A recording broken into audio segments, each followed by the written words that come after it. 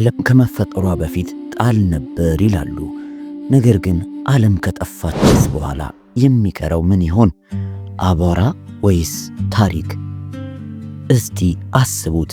በአንድ ወቅት የከተሞች ሁሉ እናት የነበረችው የስልጣኔና የጥበብ መፍለቂያ የምትባለው በዛው ልክም ኃጢአት የወረሳት ሰው አምላክ ለመሆን የሞከረባት አምላክም የሰውን ትዕቢት የሰበረባት ምድር ባቢሎን አልሞተችም።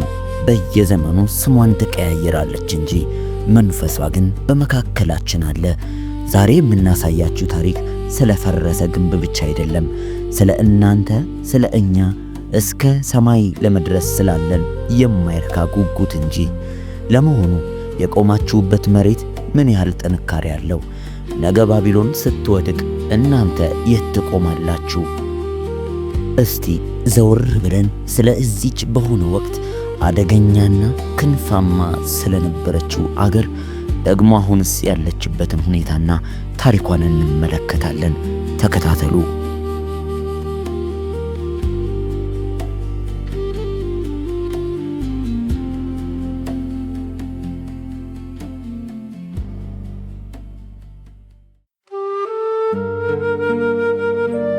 በረሃው አይዋሽም።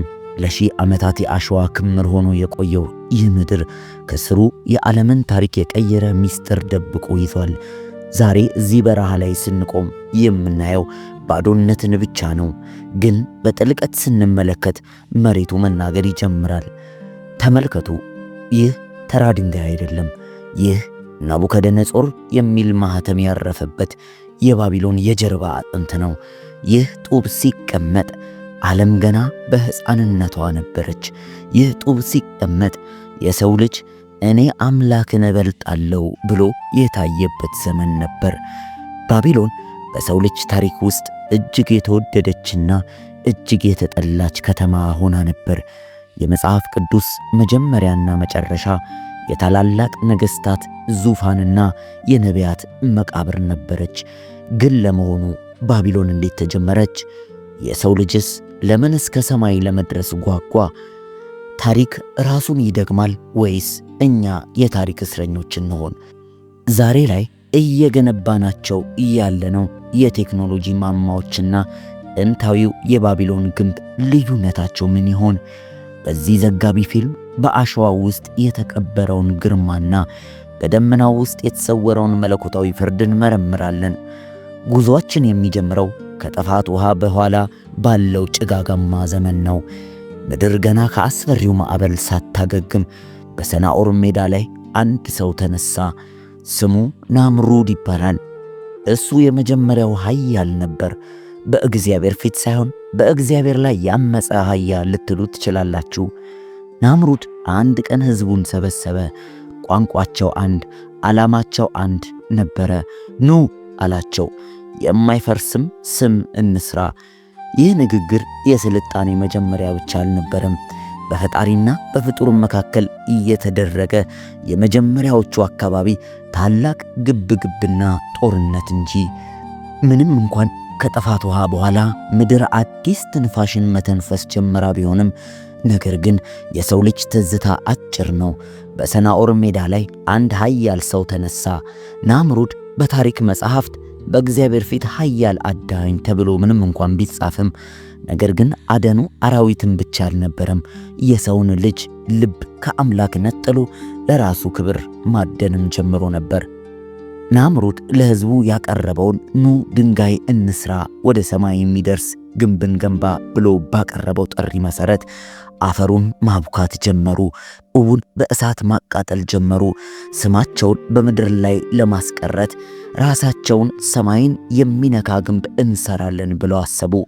ይህ ጥሪ የሥራ ጥሪ ብቻ አልነበረም፣ የነጻነት አዋጅ ነበር። አምላክ ከዚህ በፊት የሰው ልጅ አመፀኝነቱን ተመልክቶ ከሰማይ ባዘነበው ውሃ ምድርን አጥለቅልቆ የሰው ልጅ እንዳጠፋ ስለሚያውቁ ከዚህ በኋላ አምላክ አያጠፋንም የሚል አመለካከትን ለመያዝ ከውስጡ ሽሙጥ ነገር አዘጋጅተዋል። በሰማይ ላይ በቆለሉት ድንጋይ ምድር እንኳን ብትጠፋ እንደሚተርፉ አስበዋል። ከአምላክ ቁጥጥር ነፃ የመውጣት የራስን መንግሥት የመመስረት ጥማት በውስጣቸው ፈለቀ። ተመልከቱ፣ ያ የሚጣበቅ ጥቁር ፈሳሽ ቅጥራን ይባላል። በዚያ ዘመን እንደ ሲሚንቶ ያገለግላቸው ነበር። በጡብና በጡቡ መካከል የሚቀቡት እያንዳንዱ ጠብታ ቅጥራን የሰው ልጅ አልሸነፍም ባይነት ማህተም ነበረ። እያንዳንዱ ጡብ ሲቀመጥ ሰዎች ወደ ሰማይ አሻቅበው ይመለከቱ ነበር። በልባቸውም አምላክ ዳግመኛ የጥፋት ውሃ ቢያመጣ እኛ ከውሃው በላይ ከፍ እንላለን የሚል የትዕቢት ስሌት ነበራቸው። ግንቡ እየረዘመ ሄደ፣ ደመናትን ሰነጠቀ። ሰዎች በገነቡት ነገር ላይ መመካት ጀመሩ። ግን አንድ ጥያቄ ልጠይቃችሁ፣ የሰው ልጅ በገዛ እጁ በሠራው መሰላል ሰማይ መድረስ ይችላል? ወይስ ሰማይ ለመድረስ መውጣት ሳይሆን መውረድ ትሕትና ነበር የሚያስፈልገው? እግዚአብሔር ግንብ መሥራታቸውን አልከለከላቸውም። ይልቁንም ቋንቋቸውን እንደ ባል ቃለ። በአንድ ሌሊት መግባባት ጠፋ። የፍቅር ቋንቋ ወደ ግጭት፣ የሥራ ትእዛዝ ወደ ጩኸት ተቀየረ። ግንቡ ሳይጠናቀቅ ቀረ። ባቢሎን የግርግርና የመደባለቅ ስፍራ ሆና ቀረች። ናምሩድና ሕዝቡ ተበተኑ፣ ግንቡም ፈረሰ። ነገር ግን የባቢሎን መንፈስ ገና አልሞተም ነበር። ዛሬም በየልባችን ውስጥ አምላክ የማንፈልግበት የራሳችንን ክብር የምንገነባበት የሰናዖር ሜዳ የለም ትላላችሁ? ያ ያልተጠናቀቀ ግንብ ዛሬም በእኛ ውስጥ እየተገነባ ይሆን? ጊዜው ከክርስቶስ ልደት በፊት 6ኛው ክፍለ ዘመን ነው። ባቢሎን ከውድቀቷ አቧራ ተነስታ የዓለም ንግሥት ሆናለች። ካርታውን ተመልከቱ። ከመካከለኛው ምስራቅ እስከ ግብፅ ድንበር ድረስ ሁሉም መንገዶች ወደ አንዲት ከተማ ያመራሉ፣ ወደ ታላቋ ባቢሎን። ይህ የኢሽታር በር ነው። በዓለም ላይ ካሉ 7 አስደናቂ ነገሮች አንዱ በሰማያዊ ሰምጴር በሚመስሉ ጡቦች የተገነባ፣ ለጠላቶቿ ማስፈራሪያ፣ ለወዳጆቿ ደግሞ የሀብት መግለጫ ነበረች። መንገዶቿ በከበሩ ድንጋዮች የተነጠፉ፣ ግንቦቿ ደግሞ ሰረገላ የሚያሽቀዳድሙ ነበሩ። ናቡከደነጾር ይህ ሁሉ የገነባው ለራሱ ክብር ነበር። እኔ በጉልበቴ የገነባኋት ታላቂቱ ባቢሎን ይህች አይደለችምን ብሎ እስኪታበይ ድረስ በበረሃው መካከል ገነትን ፈጠረ። ነገር ግን ይህ ውበት ምን አይነት ዋጋ አስከፈለ! ከእያንዳንዱ ያጌጠ ጡብ በስተጀርባ በግዞት የመጡ በሺዎች የሚቆጠሩ ምርኮኞች ላብና ደም ነበረበት። ባቢሎን ለዓይን የምታምር ለነፍስ ግን የምታስጨንቅ ነበረች። በየማዕዘኑ ለጣዖታት የሚሰዋ ጢስ ይወጣል። ንጉሡም አዋጅ አወጣ። መቃረቢያው ሲነፋ ሁሉም ለወርቁ ምስል ይስገድ የሚል አንድ የማይሻር የሚመስልን ትእዛዝ ተናገረ። ያላት ወርቅና ብር አልበቃት ብሎ የሰውን ሕሊናና አምልኮ ለመግዛት መሞከር ጀመረች። በዚህ ዓላማዋ ተነሳች። ታላቋ ባቢሎን በከፍታዋ ጫፍ ላይ ሆና በምድር ላይ ያለ ማንኛውም ኃይል ሊያፈርሳት የማይችል ይመስል ነበር። ነገር ግን በአምላክ ሚዛን ስትመዘን ምን ያህል ትመዘን ይሆን? በሚቀጥለው ክፍል ይህች ወርቃማ ከተማ እንዴት በምርኮኞች ጸሎትና በአንድ እጅ ጽሑፍ እንደተናወጠች እንመለከታለን። አዎ ባቢሎን በወርቅ ስታጌጥ፣ በጎዳናዎቿ ግን የጽዮን ልጆች በለቅሶ እያለፉ ነበር። ዘምሩልን ይሏቸዋል። የባቢሎን ሰዎች ግን በባዕድ አገር የእግዚአብሔርን መዝሙር እንዴት መዘመር ይቻላል? እዚህ ጋር ነው እውነተኛ የኃይል ፍልሚያ የሚጀምረው። ባቢሎን ሥጋን ማርካለች፣ ነፍስን ግን መማረክ ትችል ይሆን? ናቡከደነጾር ለሠራሁት ምስል ያልሰገደ ወደ እቶን እሳት ይጣላል አለ። እሳቱ 7 እጥፍ ነደደ። ነገር ግን የሚገርመው እሳቱ ውስጥ 4 ሰዎች መታየታቸው ነው። አራተኛውም የአምላክን ልጅ ይመስል ነበር። ባቢሎን በእሳት ልታጠፋቸው ስትሞክር፣ እሳቱ ግን የባርነት ሰንሰለታቸውን ብቻ አቃጠለው። ናቡከደነጾር የልጅ ልጅ ቤልሻዛር የሚባል የታሪክን ትምህርት ረሳ። ከኢየሩሳሌም ቤተ መቅደስ በመጡት የወርቅ ዕቃዎች የወይን ጠጅ እየጠጣ በአምላክ ላይ ተሳለቀ። በዚህች ቅጽበት ነበር፣ በዚያች አስፈሪ ሌሊት በቤተ መንግሥቱ ግድግዳ ላይ አንዲት እጅ ብቅ ብላ ታየች። የንጉሡ ጉልበቶች ተንቀጠቀጡ። ጠንቋዮቹና ፈላስፎቹ ሊያነቡትም አልቻሉም። ዳንኤል ግን መጣ። ንጉሥ ሆይ አለ፣ አምላክህ መንግሥትህን ቆረጣት። ሜኔ በሚዛን ተመዝነህ ቀለህ ተገኘ። ቴቄል መንግሥትህም ተከፈለች። ፋሬስ ብሎ አነበበለት። ስማ፣ በዚያች ሌሊት የኤፍራጠስ ወንዝ አቅጣጫውን እየቀየረ ነበረ። ፋርሶች በደረቀው የወንዝ አልጋ በኩል ወደ ከተማዋ ገቡ። ዓለምን ሲያስጨንቅ የነበረው ትዕቢተኛው ንጉሥ በአንድ ሌሊት ወደቀ። ለመሆኑ ዛሬ እኛ መመዘኛችን ምንድን ነው? በሚዛኑ ላይ ስንቀመጥ እኛም ተመዝነን ቀለን እንገኝ ይሆንን? የናቡከደነጾር የልጅ ልጅ የናቡዛራዳንና የባቢሎን መንግሥት መጨረሻው በዚህ መልኩ አከተመለት። በአንዳች ሌሊት፣ በአንዳች ጀንበር፣ አንዳች የትዕቢት ድርጊት ከዚህ ትልቁን የባቢሎንን አሻራ የታጣበት ምሽት ነበረ። ባቢሎን ያቺ የወርቅ ከተማ ዛሬ የአቧራ ክምር ሆናለች። ነቢዩ ኢሳይያስ ከሺህ ዓመታት በፊት የተነበየው ቃል ዛሬ በዐይናችን ፊት ቆሟል። የአረብ ሰው ድንኳኑን አይተክልባትም፣ እረኞች በዚያ መንጋቸውን አያሳርፉም፣ የሜዳ አራዊት ግን በዚያ ያርፋሉ። በታሪክ ውስጥ ብዙዎች ባቢሎንን መልሰው ሊገነቡ ሞክረዋል፣ ግን ማንም አልተሳካለትም። ለምን? ምክንያቱም ባቢሎን መሬት ላይ ያለ ቦታ ብቻ አይደለችም። ባቢሎን የሰው ልጅ ትዕቢት ተምሳሌት ናት። ሰማይን ያለ መሰላል፣ ሕይወትን ያለ አምላክ ለመኖር የመሞከሩ ውጤት ናት።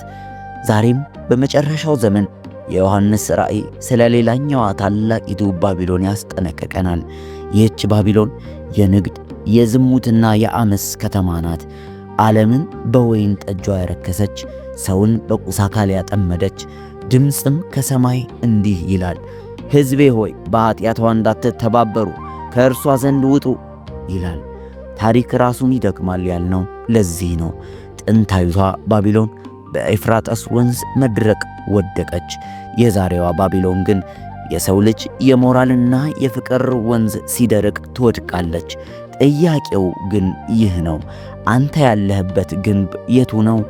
የሰው ልጅ የሚገነባውና የሚፈርስ ግንብ ወይስ አምላክ ያዘጋጀው የዘላለም ከተማ? ባቢሎን ወደቀች፣ ታላቂቱ ባቢሎን ወደቀች። ይህ የታሪክ ፍጻሜ ሳይሆን የአዲስ ሕይወት መጀመሪያ ነው። የግንቡ ፍርስራሽ ላይ ቆመን ወደ ሰማይ ስንመለከት የምናየው የናምሩድን ትዕቢት ሳይሆን የእግዚአብሔርን ምሕረት ይሁን። ባቢሎን አልፋለች፣ አንተስ የት ነህ? አስታውስ፣ ባቢሎን ዛሬም በመካከላችን አለች። ነገር ግን እንደ ጥንቱ በጡብና በቀጠራን አትገነባም። ይልቁንም በሰው ልጅ ልብና በዘመኑ አስተሳሰብ ውስጥ በስውር ትታነጻለች። የዛሬዋ ባቢሎን ፎቅ ሳይሆን እኔነት ናት። ምክሬን ስሙኝ። ባቢሎን ማለት እግዚአብሔርን አግልሎ ራስን ማክበር ነው። ዛሬ የምናየው ምንም ቢሆን ይሳካልኛል የሚለው ትዕቢት፣ ለእኔ ክብር ይሁን የሚለው ጩኸት እና ቁሳቁስን ከአምላክ በላይ የማምለክ አባዜ፣ ይህ ሁሉ የባቢሎን መንፈስ ነው። ባቢሎን ኑ ስማችንን እናስጠራ ብላ ነው የጀመረችው። ዛሬም እኛ ስማችንን ለማስጠራት በምንሮጥበት መንገድ ሁሉ የአምላክን ስም እየረሳን ይሆን? ቴክኖሎጂያችን ሰማይን ቢነካ፣ ዕውቀታችን ቢሰፋ፣ ነገር ግን የነፍስ ሰላም ከሌለን እኛም እንደ ጥፋቱ ግንብ ተገንብተን ለመፍረስ የምንጠባበቅ ነን። ስለዚህ ወዳጄ ከባቢሎን መንፈስ ውጣ። የሕይወትህ መሠረት በጊዜያዊ ወርቅና በሰው ምስጋና ላይ ሳይሆን የማይፈርስ መለኮታዊ እውነት ላይ ይሁን። የባቢሎን ግንብ ይፈርሳል፣ የጽዮን ተራራ ግን ለዘላለም ይኖራል። ታሪክ ትምህርት ቤት ነው። ነገር ግን ትምህርቱን ያልተማረ ዕጣቱን ይቀበላል። ዛሬ የምንገነባው ሕንፃ የትኛው ነው? የባቢሎን ግንብ ወይስ የፈጣሪ ቤት? ይህ ማስጠንቀቂያ ነው። ቀጣዩ እርምጃህን የምትወስነው ግን አንተ ነህ። ወይ እንደ ሰናኦር ሜዳ ባቢሎን የወሰኑትን የራስን ቅጥር የማድረግ ግንብ ልትገነባ ትችላለህ። አሊያም ግን እግዚአብሔርን በመታዘዝና በመታመን በትሕትና ዝቅ ብለህ ከእርሱ ትእዛዛትን ትጠባበቃለህ። ገዢ አምላክ እግዚአብሔር ሲሆን ሕይወትህ በሰላምና በመደላደል ይሞላል። ነገህ ላይ እግዚአብሔር ራሱ ከፍ ከፍ ያደርግሃል። ከባቢሎን የምንማረው ታሪክ ይህንን ነው። እርግጠኛ ነኝ ከባቢሎን የተማራችሁ እናንተ ከታሪክ ብዙዎች እንዲማሩና በአምላክ በእግዚአብሔር ላይ ልባቸውን እንዲያደርጉ ይህንን መልእክት ታጋራችኋላችሁ ብለን እናምናለን። መልካም ቀን።